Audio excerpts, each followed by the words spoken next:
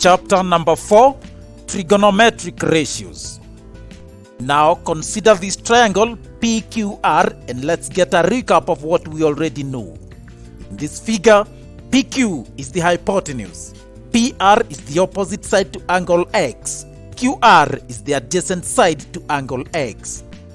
We know that sine X is equal to PR over PQ, cos X is QR over PQ, and tan X is PR over QR. We also know that tan X is equal to sine X over cos X.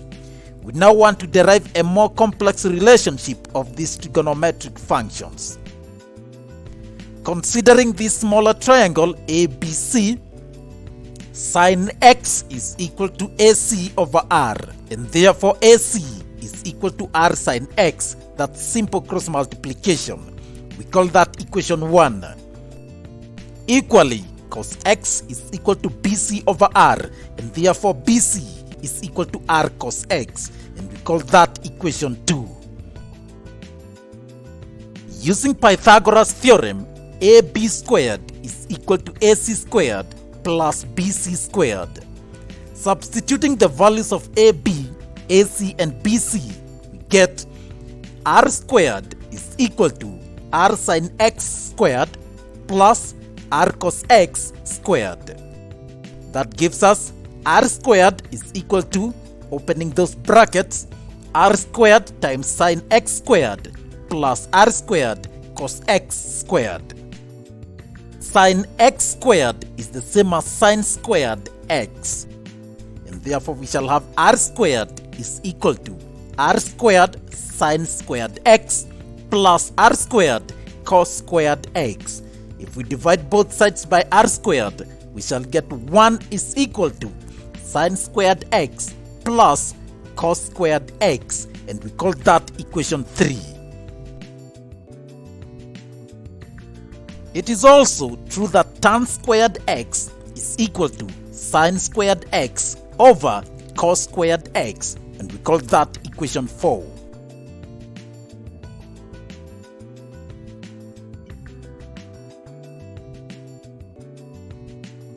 Now rearranging equation 3, we can have sine squared X is equal to 1 minus cos squared X.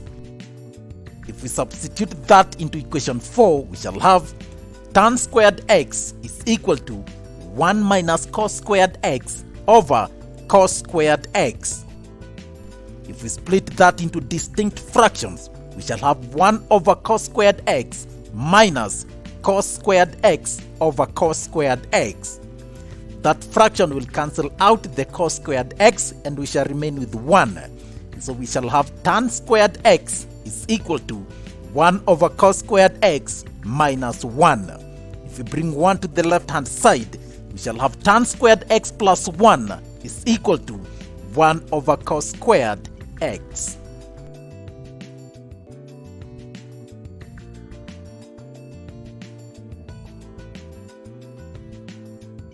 Now, consider this right angle triangle ABN with the hypotenuse of 2 units and one of the shorter sides is 1 unit. We also have one of the acute angles, 60 degrees. We want to use this triangle to prove that these relationships are indeed true. But first we find the missing side. Using the Pythagoras theorem, we shall have bn squared plus an squared is equal to 2 squared. 1 squared plus an squared is equal to 4. An squared is 3 and an is the root of 3. Sine 60 is equal to an over 2 and that is equal to root 3 over 2. Cos 60 is equal to 1 over 2. Sine squared 60 plus cos squared 60 will therefore be equal to root 3 over 2 squared plus 1 over 2 squared. That gives us 3 over 4 plus 1 over 4, which is equal to 4 over 4, and that is equal to 1. And therefore sine squared X plus cos squared X is indeed equal to 1.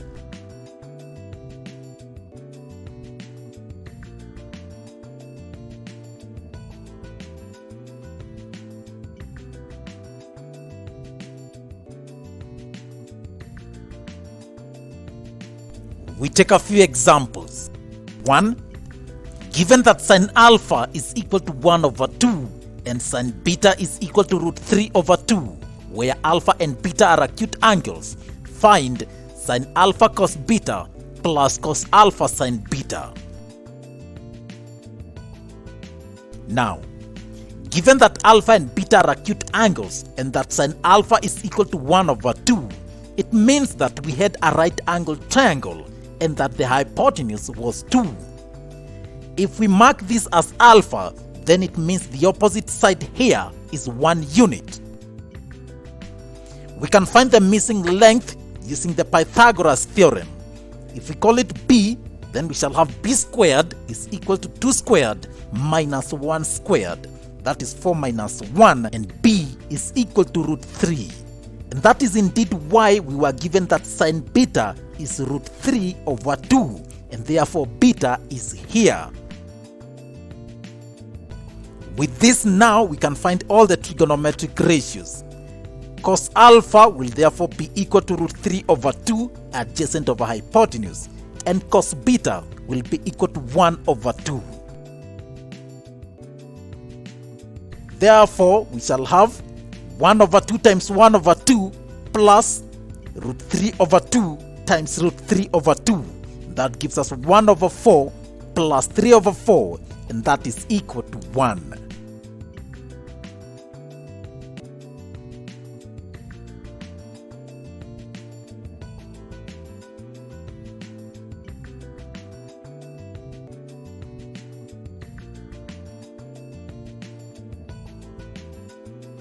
Example 2. Show that sine squared x plus cos x over cos squared x is equal to tan squared x plus 1 over cos x. Now we want to prove that the left hand side is equal to the right hand side. So we take the left hand side, split that into separate fractions. Sine squared x over cos squared x plus cos x over cos squared x. Recall that sine squared x over cos squared x is equal to tan squared x plus cos x goes once. Cos x into cos squared x will divide into cos x times. So we shall have tan squared x plus 1 over cos x, and we have proven that to be true. Third example, show that cos squared x over sine squared x plus cos squared x is equal to 1 over sine squared x minus sine squared x. Again, we prove that the left hand side is similar to the right hand side. We simply do our manipulations. First thing, cos squared x over sine squared x plus, make the next one a fraction, that is cos squared x over 1. Find the LCM of sine squared x and 1, that is sine squared x. Sine squared x divides into sine squared x once. 1 times cos squared x is cos squared x, plus sine squared x divides into 1 sine squared x times. Multiply that by cos squared x, and we shall have sine squared x times cos squared x. But then we know that sine squared x is equal to 1 minus cos squared x. So we substitute sine squared x with 1 minus cos squared x. And we shall have 1 minus sine squared x plus sine squared x times 1 minus sine squared x, everything over sine squared x. Open that bracket, we shall have 1 minus sine squared x plus sine squared x minus sine to power 4 x, everything over sine squared x.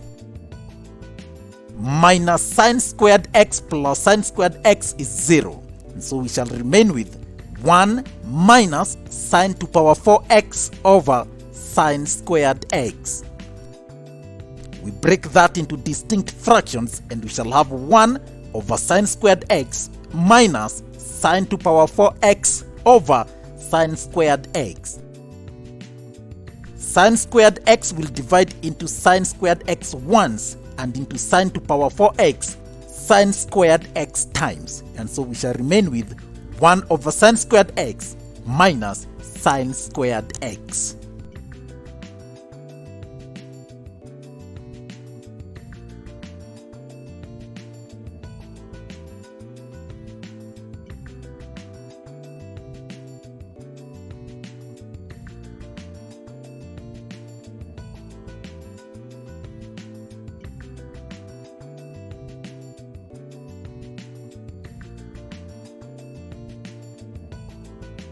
Next, trigonometric graphs. Now, when we plot trigonometric ratios against their corresponding angles, we obtain trigonometric graphs.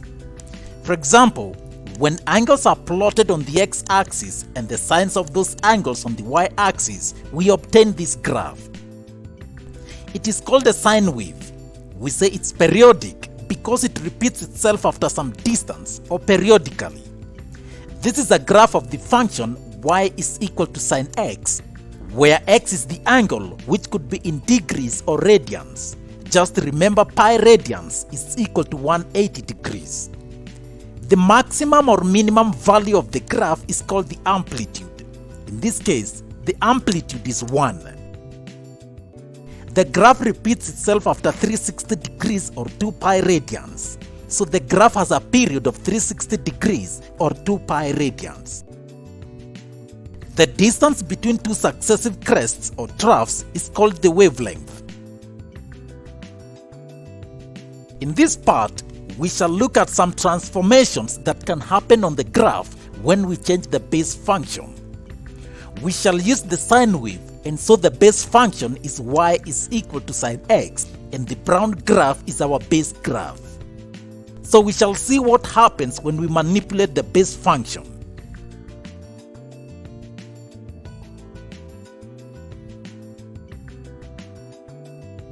The first transformation is the A transformation. There is a constant multiplied to the function, so we call it a graph of y is equal to A sine x. When a constant is multiplied upfront to the function, it produces a sort of vertical stretch or compression to the graph. This is the base graph y is equal to sine x. And now let's make an A transformation.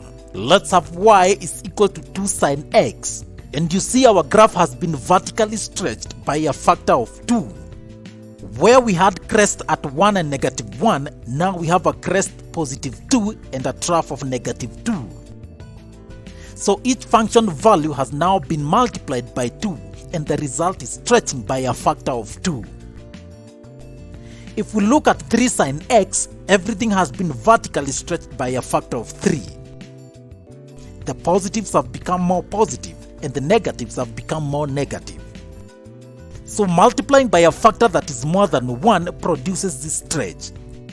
And if we multiply by a factor between 0 and 1, we will see a vertical compression. We multiplied by 0.4, so every function value is now 0.4 times what it was originally, and the result is a compressed graph.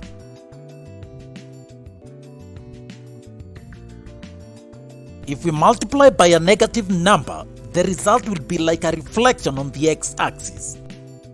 So y is equal to negative sine x. The graph is exactly the same size as the base function, but it has been kind of inverted or reflected on the x-axis.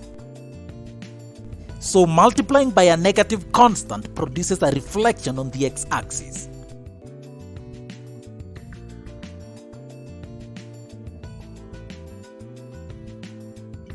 If we multiply by a negative number but greater than 1, we will see both changes. We will see a reflection about the x-axis, and we will also see a stretch or compression. In this case, multiplying by negative 2.5, we have a reflection and a vertical stretch by a factor of 2.5.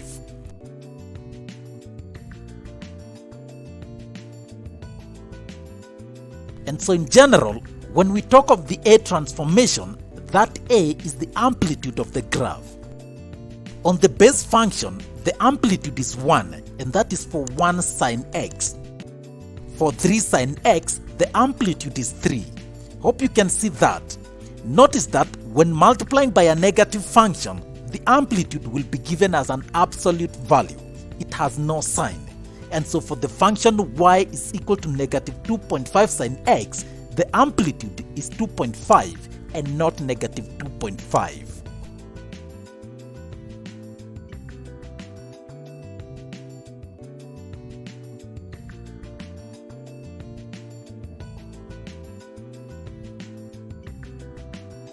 Now, the next transformation is called a D transformation, like y is equal to sine x plus d, where a constant d is added or subtracted at the end of the function.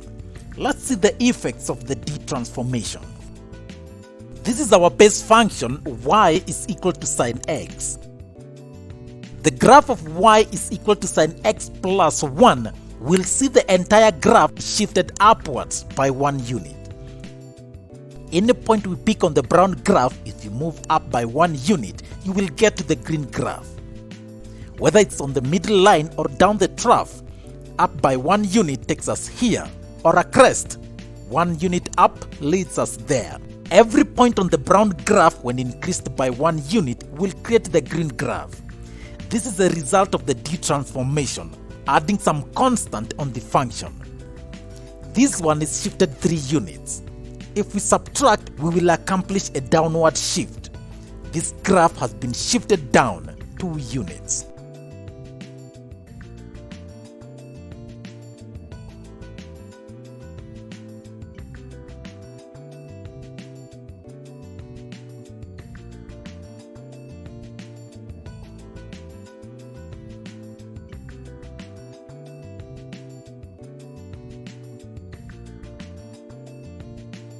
The next transformation is called the B transformation, when we multiply directly to our variable x inside the function. Remember, A transformation accomplishes a vertical stretch or compression. The B transformation on its part accomplishes a horizontal stretch or compression. But there's a bit of difference. In A transformation, a number larger than 1 will stretch the graph, while a decimal number between 0 and 1 will compress it. In B transformation, it is exactly the opposite. A number larger than 1 compresses the graph, and a decimal number will stretch it. Let's see. This is our base function, y is equal to sine x. If we had y is equal to sine 2x, this is the graph. And so we see a sort of horizontal compression. If we can go back a little and look at 1.1x, and then increase the factor to 1.2, 1.3, 1.4, and you can see as the number increases, the graph is being compressed closer and closer to the origin. There we are at sine 2x. Sine of 3x gives further compression. And if you think about how the points move, we will see that each point on the brown graph, if you divide by 3, will get you to the green graph. That is, divide the x value by 3. This point here is at 90 degrees, sine 90 is 1. And where I get the y value of 1 is not at 90, but it's at a third of that. Divide by this factor 3. 90 divided by 3 takes us here, which is at 30. This point on the brown graph is at 180 degrees. We divide that by 3 and we get to our value of 0 at 60 degrees. One more point.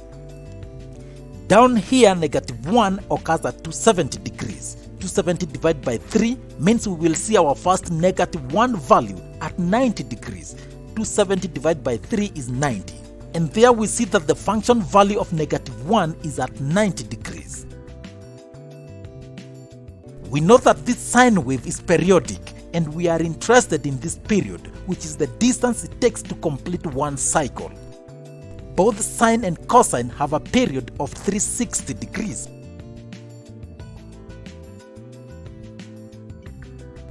If we look at sine 2x, which we know to be horizontally compressed, it is going to change the period.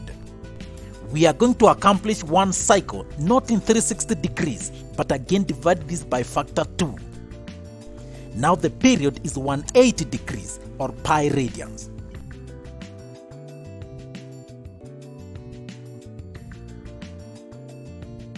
And so in general, a B transformation affects the period of the graph. And given the period of y is equal to sine x is 360 degrees, the period of y is equal to sine bx will be 360 over b, or 2 pi over b.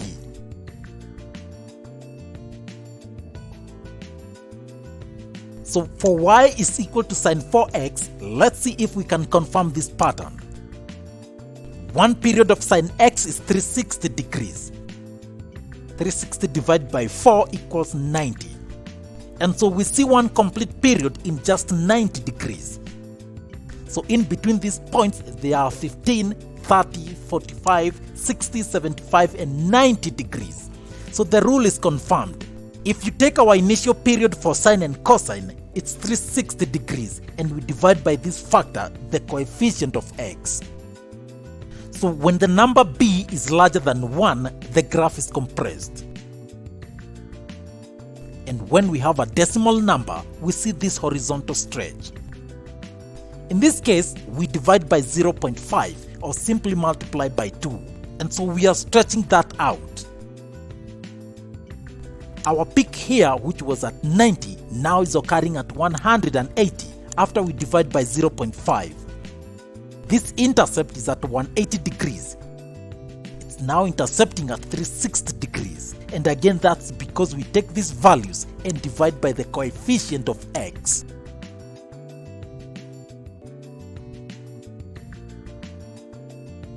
Multiplying by a negative value like -1 will accomplish a reflection, but this time on the y-axis and not the x-axis.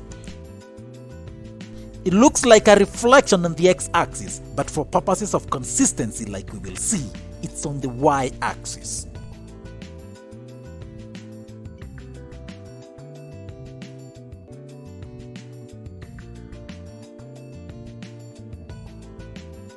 The last transformation is the C transformation, where we have a constant C added to the variables, but still inside the function. This transformation produces a horizontal shift, either to the left or to the right. If you remember in the D transformation, it was a vertical shift. Positive D shifted the graph upwards, and negative D shifted it downwards.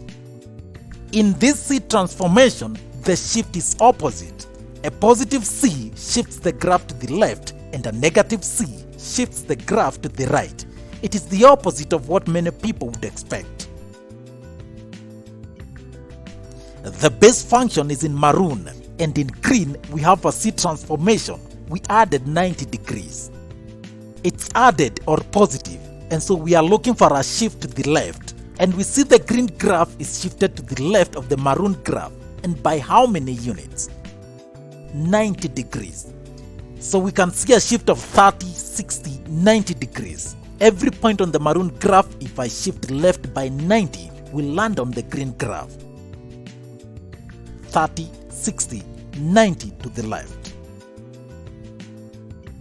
If we look at these shifts in small bits, this is 18, 20, 30, and as we increase our value C, we can see the graph is moving farther and farther to the left. So the constant added will shift to the left, a constant subtracted will shift the graph to the right. But as always with these trig functions, there will be a few transformations that will lead to similar results. Consider shifting the graph by 2 pi radians or 360 degrees. Because 360 degrees is our period, if we shift an entire period, we will land at the same exact graph. If we shift by 180 degrees, here's a result we've seen several times before. A reflection on the x-axis and a reflection on the y-axis. And now it is appearing also as a result of a horizontal shift of 180 degrees. So we shifted to the left by 180 degrees, and it can also be seen identical to a right shift of 180 degrees. And so notice that different transformations can lead to the same results. Now, we need to cover a very important detail about the horizontal shift. We have sine x and sine x plus 60 degrees, and so we are shifting to the left by 60 degrees.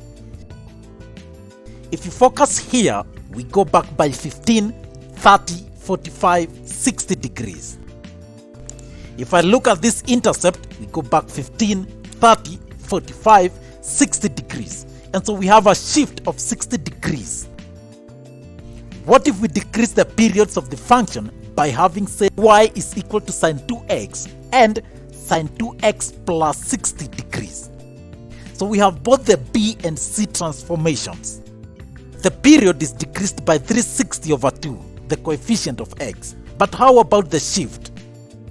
We see a shift of only 15, 30 degrees. On the intercept, it is still 15, 30 degrees. And so clearly, changing the period is having an effect on the shift. In simple, to get the shift, we also divide the c value by b. That is 60 over 2 gives us 30 degrees, and that is our shift. If we had sine 4x and sine 4x plus 60, the period will be 360 over 4, that is 90, and the shift will be 60 over 4, that is 15 degrees, and you can see that from the graph. And so in general, for y is equal to sine bx plus c, the period is 360 over b, or 2 pi radians over b, and the shift is c over b. And remember, c could be a positive or negative. So in totality, if we had a function y is equal to a sine of bx plus c plus d, like minus 2 sine of 3x minus 180 degrees plus 1, the amplitude is a and is equal to 2. The period is 360 over b, that is 360 over 3, equal to 120. Phase shift is c over b, that is minus 180 over 3, gives us minus 60, and that means 60 to the right. The d value of 1 only means that the graph will shift upwards by 1 unit, but this will not change the other properties, that is the amplitude, period, and the horizontal shift.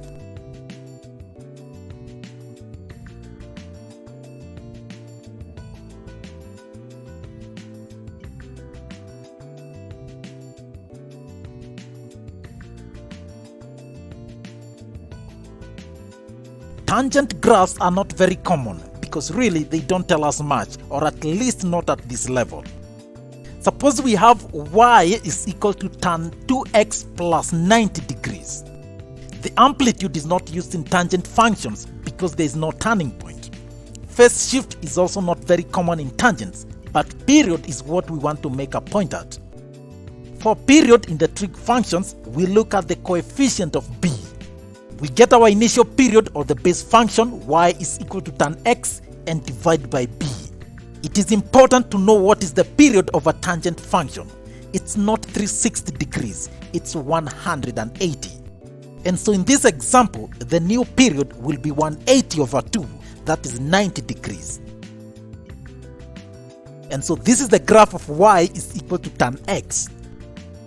And so for y is equal to tan 2x, every point will be brought half as far from the y-axis as it was initially. And so this 180 degrees will be at 90 degrees, and the same goes for all other points. So this is tan 2x. Then we had a horizontal shift, so we divide c by b to get the shift. That is 90 over 2 gives us 45, and because it is positive, it is a shift to the left. There is our final graph for the function y is equal to the tan of 2x plus 90 degrees.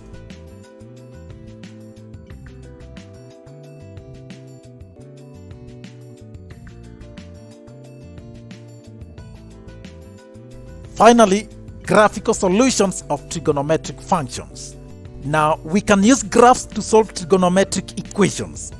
For example, on the same axis, plot the graphs of y is equal to sine x and y is equal to sine 3x for the value of x between negative 180 and 360 degrees, and use it to solve sine x is equal to sine 3x. First, we make tables of values for the two functions. This is the graph of y is equal to sine x, and this is the graph of y is equal to sine 3x. The solution for this equation, sine x is equal to sine 3x, is the x value for all points where the two graphs intercept. If you look at the graph, those values are negative 180, negative 135, negative 45, 0, 45, 135, 180, 225, 315, and 360 degrees.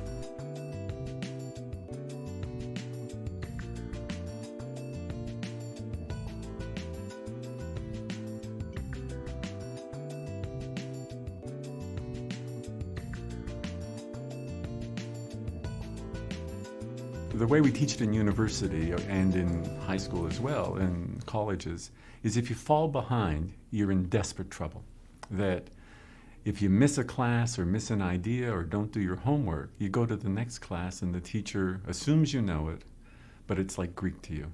And so the biggest challenge is not falling behind, and the strategy is do whatever needs to be done so you don't fall behind. Seek help wherever you can find it, from students, from student help centers, from the teacher, from the teaching assistant, wherever you can get it. Because if you fall behind, it's like you're missing a floor in the building, you're missing a brick in the wall, and you just can't build the second floor without a good understanding of the first floor.